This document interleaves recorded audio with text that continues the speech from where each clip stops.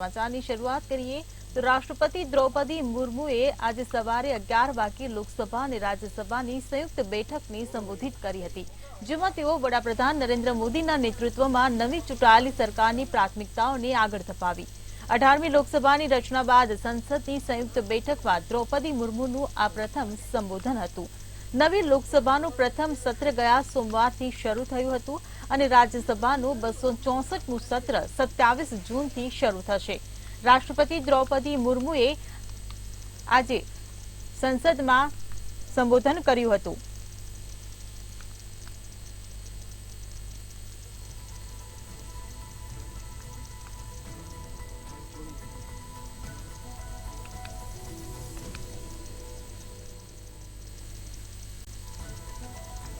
દ્રૌપદી મુર્મુએ આજે સંસદના સંયુક્ત સત્રને સંબોધન કર્યું હતું। દ્રૌપદી મુર્મુએ આજે સંસદમાં સંબોધન કર્યું હતું। પીએમ મોદી દ્વારા રાષ્ટ્રપતિનું સ્વાગત કરવામાં આવ્યું હતું। તો 18મી લોકસભાની રચના બાદ સંસદમાં રાષ્ટ્રપતિનું આ પ્રથમ સંબોધન હતું। સંસદમાં રાષ્ટ્રપતિ દ્વારા સરકારની નીતિઓનો દ્રૌપદી મુર્મુએ ઉલ્લેખ કર્યો હતો। તો દ્રૌપદી મુર્મુએ આજે સંસદના સંયુક્ત સત્રને સંબોધન કર્યું હતું। તો દ્રૌપદી મુર્મુએ આજે સંસદના સંયુક્ત સત્રને સંબોધન કર્યું હતું। પીએમ મોદી દ્વારા રાષ્ટ્રપતિનું સ્વાગત કરવામાં આવ્યું હતું। 18મી લોકસભાની રચના બાદ સંસદની સંયુક્ત બેઠકમાં દ્રૌપદી મુર્મુનું આ પ્રથમ સંબોધન હતું। નવી લોકસભાનું પ્રથમ સત્ર ગયા સોમવારથી જ શરૂ થયું હતું અને રાજ્યસભાનું 264મું સત્ર 27 જૂનથી શરૂ થશે। ત્યારે આ બેઠકને સંબોધન કરતા આગામી 5 વર્ષ માટે નવી સરકારના રોડમેપની રૂપરેખા દ્રૌપદી મુર્મુએ રજૂ કરી હતી। રાષ્ટ્રપતિએ હું ઓમ બિરલાને પણ અભિનંદન આપું છું તેવું નિવેદન આપ્યું હતું। આ સાથે જ પેપર લીકને મુદ્દે પણ તેમને ચર્ચા કરી હતી। તો દ્રૌપદી મુર્મુએ આજે સંસદના ભવનમાં સંબોધન કર્યું હતું। પીએમ મોદી દ્વારા રાષ્ટ્રપતિનું સ્વાગત પણ કરવામાં આવ્યું હતું।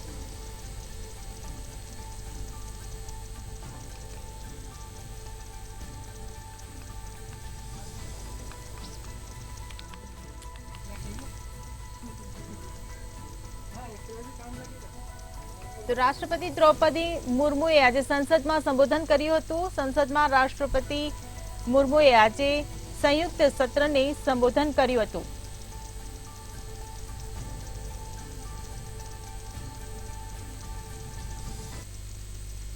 તો રાષ્ટ્રપતિ દ્રૌપદી મુર્મુએ સંસદના બંને ગૃહોને સંબોધન કરતા મોટું એલાન કર્યું હતું। તેમણે આયુષ્માન યોજનાને લઈને મહત્વની વાત કરી હતી। રાષ્ટ્રપતિએ કહ્યું કે દેશમાં 70 વર્ષથી વધુ ઉંમરના તમામ વૃદ્ધોની સારવાર આયુષ્માન યોજના હેઠળ થશે। વધુમાં કહ્યું કે 70 વર્ષથી વધુ ઉંમરના તમામ વૃદ્ધોને આયુષ્માન ભારત યોજના હેઠળ મફત સારવારનો લાભ મળશે। તો લોકસભા ચૂંટણી પહેલા જ ભાજપે પોતાના ચૂંટણી ઢંઢેરો જાહેર કર્યો હતો, જેમાં દેશની જનતાને આયુષ્માન કાર્ડ હેઠળ 5 લાખની સારવાર થશેનું જણાવ્યું હતું। ત્યારે આજે 70 વર્ષથી ઉપરના દરેક વૃદ્ધને આયુષ્માન યોજના હેઠળ લાભ મળશે હોવાનું એલાન દ્રૌપદી મુર્મુએ કર્યું હતું।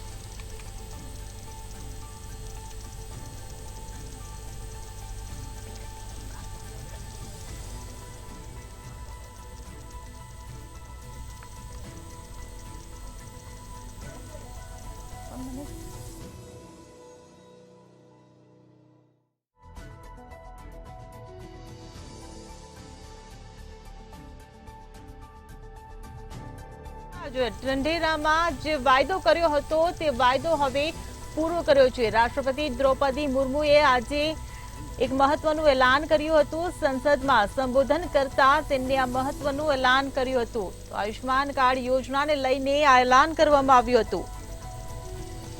તો આયુષ્માન યોજનાને લઈને રાષ્ટ્રપતિ દ્રૌપદી મુર્મુએ મહત્વનું એલાન કર્યું હતું। મફત સારવારને લઈને એલાન કરવામાં આવ્યું હતું। ત્યારે 70 વર્ષથી વધુ વર્ષના વૃદ્ધોને મફત સારવારનો લાભ મળશે હોવાનું દ્રૌપદી મુર્મુએ જણાવ્યું હતું। તો આજે સંસદ ભવનમાં દ્રૌપદી મુર્મુનું જ્યારે સંબોધન હતું ત્યારે સંબોધન દરમિયાન તેમને મહત્વનું એલાન કર્યું હતું। ભાજપે ચૂંટણી પહેલા જે ઢંઢેરો પીટ્યો હતો। જે વાયદો કર્યો હતો તે વાયદો હવે પૂરો કર્યો છે।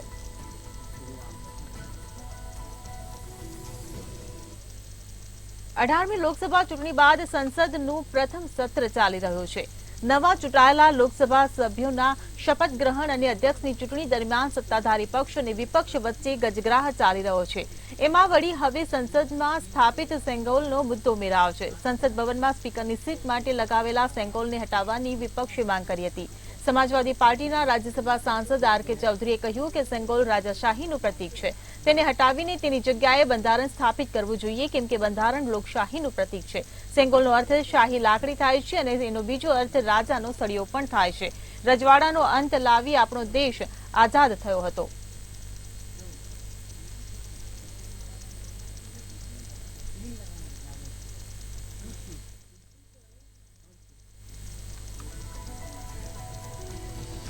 તો સેંગોલનો વિરોધ કરવામાં આવ્યો છે। લોકસભા સંસદના પ્રથમ સત્રમાં વિપક્ષનો વિરોધ કરવામાં આવ્યો છે। તો વિપક્ષે સંસદમાં સ્થાપિત સેંગોલનો હટાવવાનો મુદ્દો ઉઠાવ્યો હતો, જે ચર્ચાનો વિષય બન્યો છે। સંસદમાં મુકેલ સેંગોલને હટાવવાની વિપક્ષ દ્વારા આજે માંગ કરવામાં આવી, જેને લઈને વિરોધ કરાયો। તો આર.કે. ચૌધરીએ કહ્યું કે સેંગોલ એ રાજાશાહીનું પ્રતીક માનવામાં આવે છે। તો બંધારણ લોકશાહીનું પ્રતીક છે તેવું પણ આર.કે. ચૌધરીએ નિવેદન આપ્યું છે।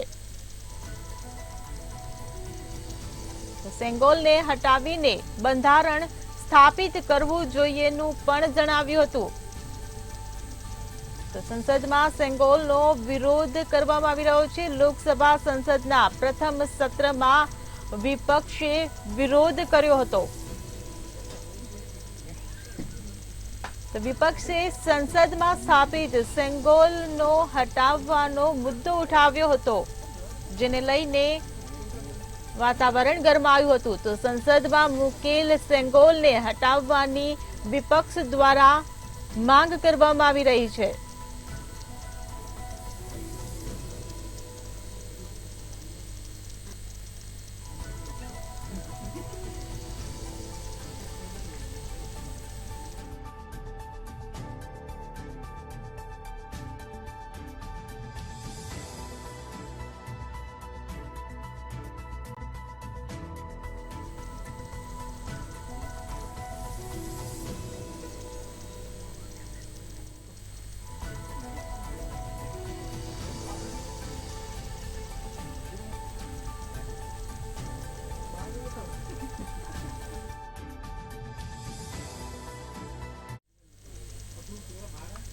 નીટ પેપર લીક કેસમાં સીબીઆઈએ આજે આ કેસમાં બિહારમાંથી પહેલી ધરપકડ કરી છે। સીબીઆઈએ તેની તપાસના બીજા દિવસે મનીષ પ્રકાશ અને આશુતોષની પટનામાંથી ધરપકડ કરી છે।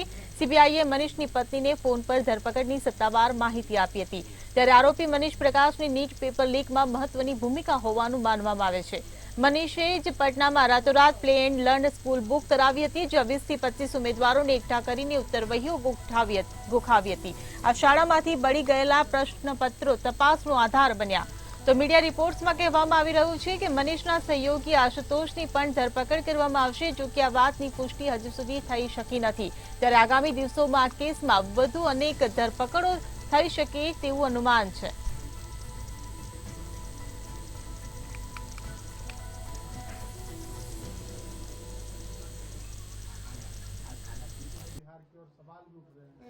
ये इस पर कार्रवाई चल रही है।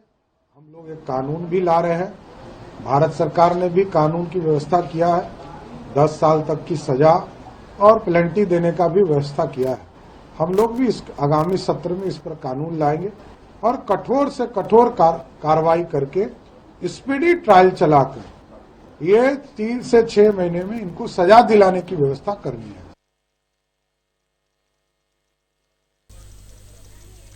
આમ આદમી પાર્ટીના સાંસદોએ સીબીઆઈ દ્વારા દિલ્હીના મુખ્યમંત્રી અરવિંદ કેજરીવાલની ધરપકડના વિરોધમાં સંસદની બહાર વિરોધ પ્રદર્શન કર્યું હતું। આ સાથે તેઓએ જણાવ્યું હતું કે આ તપાસ એજન્સીઓનો ખોટો દુરુપયોગ છે।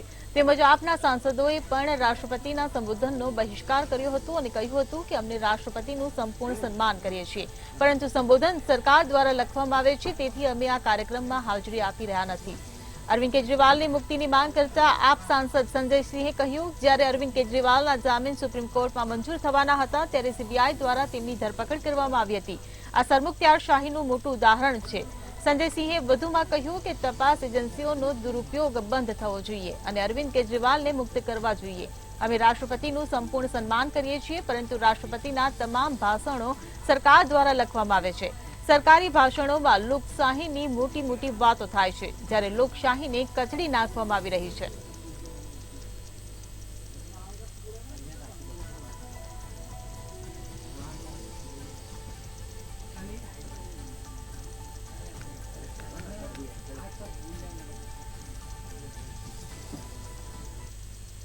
તાજેતરમાં જ ઉત્તર પ્રદેશના મુખ્યપ્રધાન યોગી આદિત્યનાથ ગેરકાયદે બાંધકામ સહિત ગુનેગારોના ઘર પર બુલડોઝર ફેરવવા માટે આદેશ આપ્યા હતા, ત્યારે હવે મહારાષ્ટ્રના મુખ્યપ્રધાન એકનાથ શિંદેએ પણ ગેરકાયદેસર બાંધકામ પર બુલડોઝર ફેરવવાનો આદેશ આપ્યો છે। શિંદેએ આજે થાણે અને મીરા ભાંદરના મ્યુનિસિપલ કમિશનરો અને પોલીસ કમિશનરોને સ્પષ્ટ સૂચના આપી હતી કે શહેરમાં ડ્રગ્સને લગતા ગેરકાયદે બાંધકામો પર બુલડોઝર ફેરવીને તેનો નાશ કરવામાં આવે। તેમણે થાને અને મીરા ભાંદર શહેરને નશામુક્ત બનાવવા શહેરમાં ગેરકાયદેસર પબ બાર સામે કડક કાર્યવાહી કરવામાં આવે। ત્યારે તાજેતરમાં જ પુણેમાં કેટલાક યુવકો ડ્રગ્સનું સેવન કરતા હોવાનું ધ્યાને આવ્યું હતું, તેથી શિંદેએ પુણે પોલીસ કમિશનર અને મ્યુનિસિપલ કમિશનરને ડ્રગ્સ સંબંધિત અનધિકૃત બાંધકામોને નષ્ટ કરવા માટે બુલડોઝરનો ઉપયોગ કરવાનો આદેશ આપ્યો છે, જે બાદ પુણે શહેરમાં આ અંગે વ્યાપક ગતિવિધિઓ હાથ ધરવામાં આવી હતી।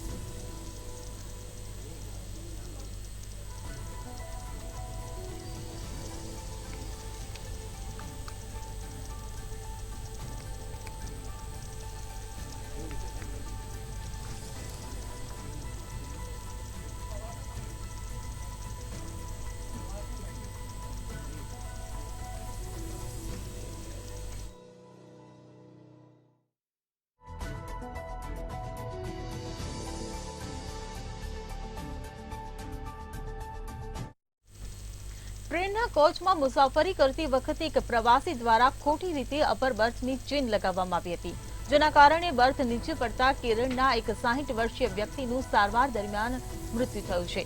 ગવર્નમેન્ટ રેલવે પોલીસે બુધવારે જાણકારી આપી હતી કે ટ્રેનના કોચમાં વચ્ચેની બર્થની સ્થિતિ બરાબર હતી અને તેને લગાવવામાં આવેલી ચેઇન પણ બરાબર હતી। જીઆરપીએ જણાવ્યું કે 16 જૂને કેરળ નિવાસી અલીખાન શીખે તેના મિત્ર સાથે તે ટ્રેન નંબર 12645 માં સવાર હતો અને ટ્રેનની અપર બર્થ તૂટી પડતા પ્રવાસીનું મૃત્યુ થયું હતું। તો કેરળના એક 60 વર્ષીય વ્યક્તિનું મોત થયું છે। તો રેલવેનો મોટો અકસ્માત સામે આવ્યો છે। કેરળના એક 60 વર્ષીય વ્યક્તિનું મૃત્યુ થયું છે।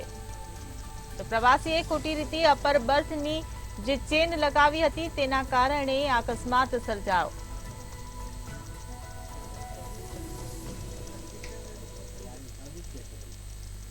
હવામાન વિભાગની આગાહી અનુસાર 10 થી વધુ રાજ્યોમાં ચોમાસું વેગ પકડશે। હવામાન વિભાગની આગાહી અનુસાર ઉત્તર પશ્ચિમ ભારતના લોકોને આગામી 24 કલાકમાં ગરમીથી રાહત મળવાની છે। હાલમાં ગુરુવારે ઉત્તર પ્રદેશ સહિત અનેક રાજ્યોમાં ભારે વરસાદ પડવાનો છે, જેમાં ગુરુવારે સવારથી રાજધાની દિલ્હીના મુનિરકા, સરિતા વિહાર, રાવ, તુલારામ માર્ગ, આરકેપુરમ સહિતના કેટલાક વિસ્તારોમાં ભારે વરસાદ પડી રહ્યો છે, જેના કારણે આકરી ગરમી અને ભેજનો સામનો કરી રહેલા દિલ્હીને થોડી રાહત મળી છે। તો આગામી 5 દિવસ દરમિયાન પૂર્વ રાજસ્થાન, ઉત્તરાખંડ, ઉત્તર પ્રદેશ, બિહાર, ઝારખંડ, ઓડિશા અને ગંગાના પશ્ચિમ બંગાળમાં હળવાથી મધ્યમ વરસાદ પડી શકે છે। આ સમયગાળા દરમિયાન જોરદાર પવન પણ ફૂંકાઈ શકે છે। તો હવામાન વિભાગે 27 જૂન ગુરુવારે જમ્મુ કાશ્મીર, ગિલગિટ, હિમાચલ પ્રદેશ, પંજાબ, હરિયાણા, ચંદીગઢ, દિલ્હી, પશ્ચિમ રાજસ્થાનમાં કેટલીક જગ્યાએ વરસાદની આગાહી વ્યક્ત કરી છે।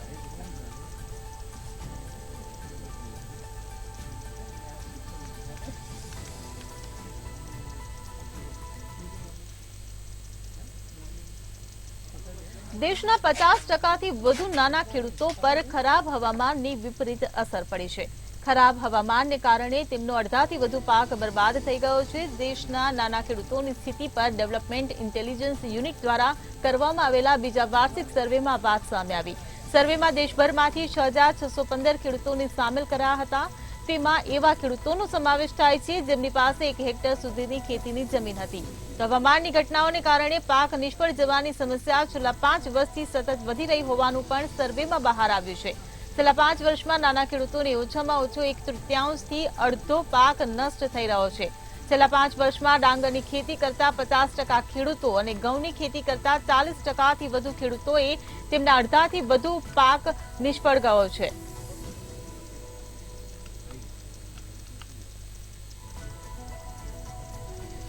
ખેતી પર ખરાબ હવામાનની અસર જોવા મળી રહી છે. ખરાબ હવામાનને કારણે ખેડૂતોનો અડધાથી વધુ પાક બરબાદ થયો છે.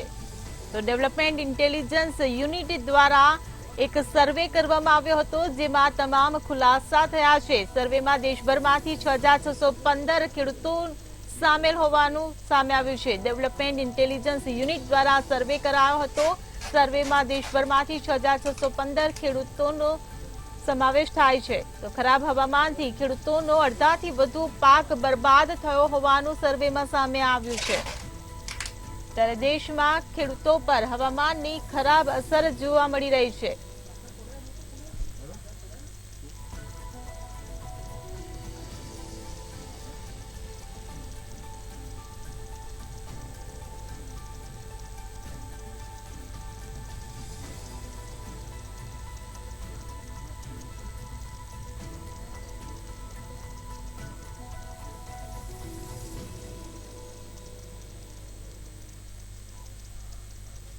ચંદ્રયાન 3 એ ચંદ્રના દક્ષિણ ધ્રુવ પર સફળતાપૂર્વક ઉતરાણ કરીને ઇતિહાસ રચ્યો હતો. ભારત આ સિદ્ધિ મેળવનાર વિશ્વનો પ્રથમ દેશ હતો. ત્યારે હવે ભારત ચંદ્રયાન 4ની તૈયારી કરી રહ્યું છે. ઇસરો એક મોટી યોજના પર કામ કરી રહ્યું છે. ઇસરોના ચીફ સોમનાથે કહ્યું કે ચંદ્રયાન 4 ચંદ્ર પરથી સેમ્પલ લીધા બાદ પૃથ્વી પર પરત ફરશે. એટલું જ નહીં, તેને એક સાથે લોન્ચ કરવામાં આવશે નહીં. તેને 2 ભાગમાં લોન્ચ કરીને ચંદ્રની ભ્રમણકક્ષામાં મોકલવામાં આવશે. તો ઇસરોના ચીફે કહ્યું કે ચંદ્રયાન 4ને 2 ભાગમાં લોન્ચ કર્યા બાદ તે અંતરિક્ષમાં જ જોડાઈ જશે. એક ભાગને અવકાશમાં મોકલ્યા બાદ બીજા ભાગને લોન્ચ કરવામાં આવશે. આ પછી બંને ભાગોને અંતરિક્ષમાં જોડવામાં આવશે. જો આમ થશે તો અવકાશમાં સિદ્ધિ હાંસલ કરનાર વિશ્વનો પ્રથમ દેશ હશે. ઇસરો ચંદ્રયાન 4નું લેન્ડર મોડ્યુલ તૈયાર કરી રહ્યું છે.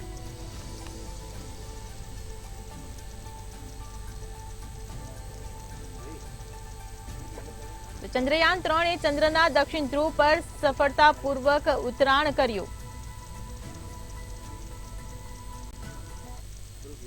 બિહારમાં એક અઠવાડિયામાં પુલ તૂટવાની ચોથી ઘટના સામે આવી છે. આજે કિશનગંજ જિલ્લામાં બીજો પુલ તૂટી પડ્યો છે. કિશનગંજ જિલ્લા મેજિસ્ટ્રેટ તુષાર સિંગલાએ જણાવ્યું હતું કે બહાદુરગંજ બ્લોકમાં આવેલો આ પુલ 70 મીટર લાંબો અને 12 મીટર પહોળો હતો. આ પુલ 2011માં કનકાઈ નદીને મહાનંદા સાથે જોડતી નાની નદી મંડિયા પર બનાવવામાં આવ્યો હતો.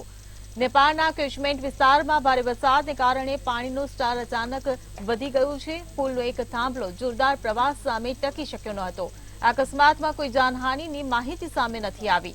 તો બિહારમાં ગત અઠવાડિયે અરરિયા, સિવાન અને અરરિયા જિલ્લામાંથી પુલ તૂટી જવાની 3 ઘટના સામે આવી હતી. ત્યારે આવી ઘટનાઓથી રાજ્ય સરકાર બાંધકામની ગુણવત્તા પર સવાલ ઉઠ્યા છે.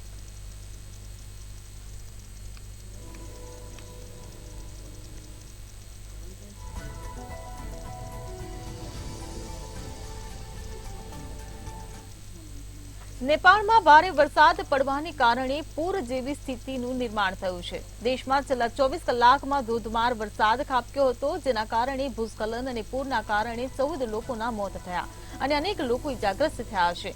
જ્યારે 5 લોકોના વીજળી પડવાથી મોત થયા. છેલ્લા 17 દિવસમાં કુલ 28 લોકોએ પોતાનો જીવ ગુમાવ્યો છે. તો ભૂસ્ખલન અને પૂરના કારણે જનજીવન અસ્તવ્યસ્ત થયું છે. લોકો બેઘર થયા છે. નેપાળમાં ભારે વરસાદને કારણે મૃત્યુઆંકમાં પણ વધારો થતો જોવા મળી રહ્યો છે.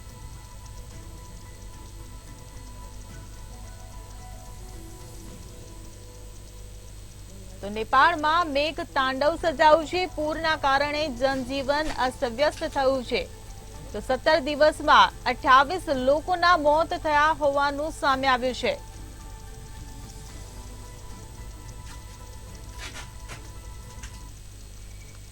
વડોદરામાં માંજલપુર પોલીસે દુષ્કર્મની પીડિતા પાસેથી 1.5 લાખનો તોડ કર્યો હોવાનો મોટો આક્ષેપ ઉઠ્યો છે. પીડિતાએ કોલ ડિટેલ્સ અને મેસેજ આધારે પોલીસ કમિશનર અને એસીબીને ફરિયાદ કરી છે. પશ્ચિમ બંગાળમાં રહેતા રાહુલ મંડલ નામના યુવાને મહિલા સાથે લગ્નની લાલચે દુષ્કર્મ આચર્યું હતું. ત્યારે આરોપીને પકડવા પશ્ચિમ બંગાળ જવા માટે પીડિતાએ પોલીસને ફ્લાઇટની ટિકિટ બુક કરી આપી હતી. તો પોલીસે આરોપીને પકડી લાવી, પરંતુ યોગ્ય કલમો ન લગાવતા આરોપી જામીન પર છૂટી ગયો હોવાની પીડિત મહિલા દ્વારા રજૂઆત કરવામાં આવી છે.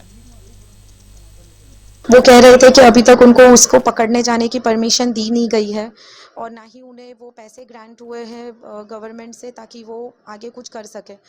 तब फिर मैंने उनको पैसे दिए और उन्होंने मांगनी करी कि वो कुछ पैसे अगर होंगे तो वो जल्दी उसको पकड़ सकेंगे. मैंने उनको पैसे दिए और फिर उन्होंने फ़्लाइट टिकट्स बुक करी और उसे पकड़ने के लिए गए. मेरे बच्चे के साथ जो गलत हुआ उसकी पॉक्सो की कलम उन्होंने नहीं लगाई, ये कहते हुए कि बच्चे का नाम खराब होगा. તો હાલ સમાચારોમાં બસ આટલું જ. વધુ સમાચાર માટે જોતા રહો મંતવ્ય ન્યૂઝ. નમસ્કાર.